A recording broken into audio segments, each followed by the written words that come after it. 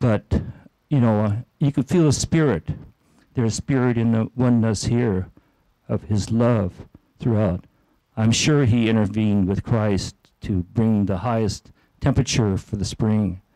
And I told Marcy, she says we're going to have it at the Japanese garden, which is a full circle, because I saw his dad working in the garden there. And so I says, what about the weather? And so this is it. The other part is that Marcy said she had a wonderful spiritual time with Bob. And one thing Bob said during this last stages, because you go through your, you're under drugs and pain meds, and so you're really delusional. And he says, is it time yet? So he was anticipating his time to meet Jesus Christ. And that's where he's at right now. And he's praying for each one of you right now. Hi, I'm Joanne Hayamoto, and I've known Bob ever since we were 5 years old when we started kindergarten. So that's, I hate to say, 53 years. Our families lived only like a half a block from each other. And Bob and I would, well, actually Bobby, that's what we called him. We walked to kindergarten together every day, came home, and then we started at Grant School and went there for 8 years. He was just a friendly guy, fun to be around, fun kid at school. And then we went on to Lewis and Clark, and we were in the same homeroom together. And freshman year, he was voted by the freshman class as friendliest freshman boy, which is comes as no surprise because he just was that so friendly. He got to LC, got to know all the kids. Just a small lowly kid from Grant School. There's all these highfalutin kids from SAC, but he got this honor, and it was really exciting. And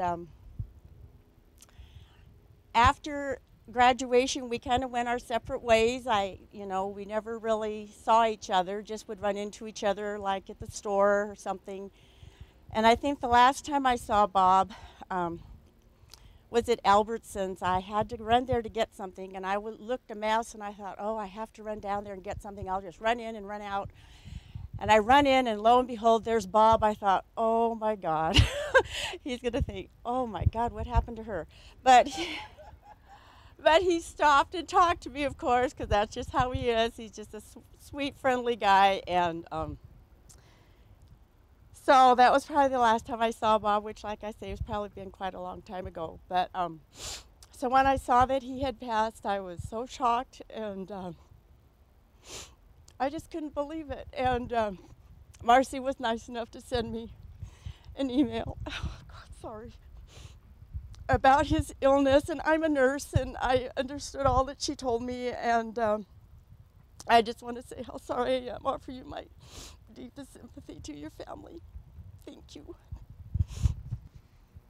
Yeah, Bob was one of my buddies for many, many years, and we're known as the Mushroom Outlaws because we go out and get our mushrooms and take them to Seattle, and we'd be there maybe an hour before my uncle was there selling his mushrooms. Of course, Bob got in before him, and we sold them under before my uncle got there. So my uncle had to turn around and come all the way home with no money.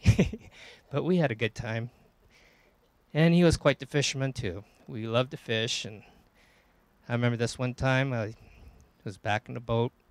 He had his John boat and backed it into the lake, and then he turned around and said, "Hey, Art, we got a problem. I forgot to put the plug in the boat."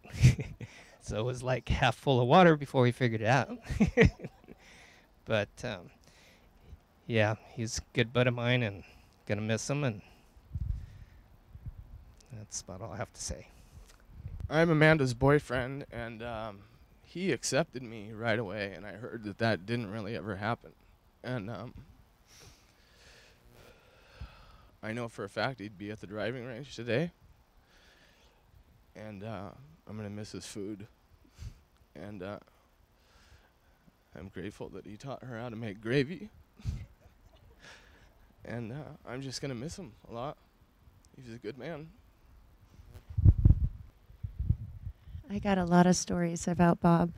I've been with Dan for 15 years. I'm Lisa Matthews, and I've known Bob for that full 15 years. I was telling a story about him on Easter, and I forgot that he wasn't. I forgot that he wasn't here. I was just thinking, though, while someone was talking about that first lake cabin, before we ever closed the paperwork, the only one that we knew that we could take down was Bob and Marcy. It was such a shithole. And it was like January or February. It was, we had to, in the middle of the business day, walk down there in our slacks and everything. And Bob, and it was really disgusting. Dan wouldn't spend the night in it till we bulldozed it. And I had taken like chocolate covered strawberries or something down there, hoping for spring, I guess.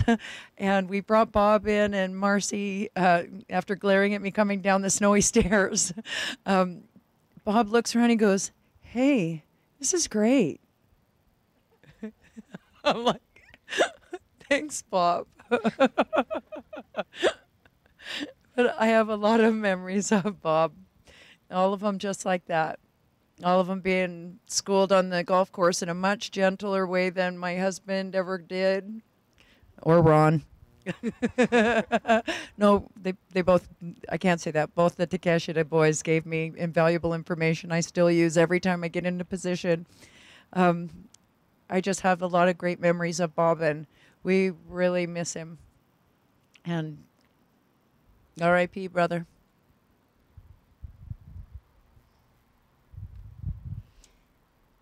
Is there anyone else who would like to talk? I'm Scott Bailey. I don't really feel comfortable speaking in front of everybody, but I couldn't let this opportunity pass. I mean, Bob would be disappointed. But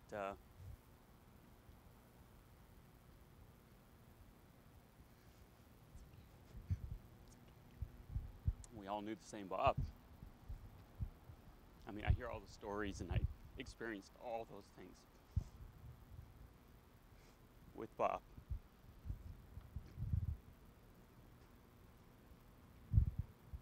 Sorry. Well, most importantly, though, Bob was my friend. And I can't say that about very many people. And you didn't have to, you know, there could be a lot of distance between you geographically, but Bob was always there. And so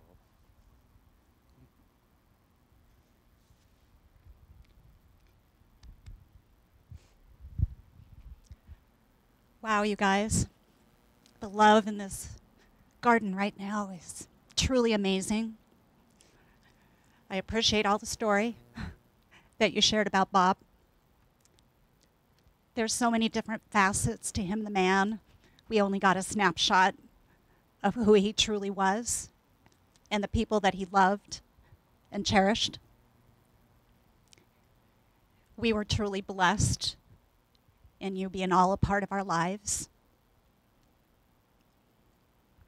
And I know right now he's looking down and he's a humbled man. That would not be a word that you would use to describe Bob nationally. That's just not him. And he would be amazed at the impact that he had on all of your lives and that he will continue to have on your lives. I thank God every day for every minute of every second and every day.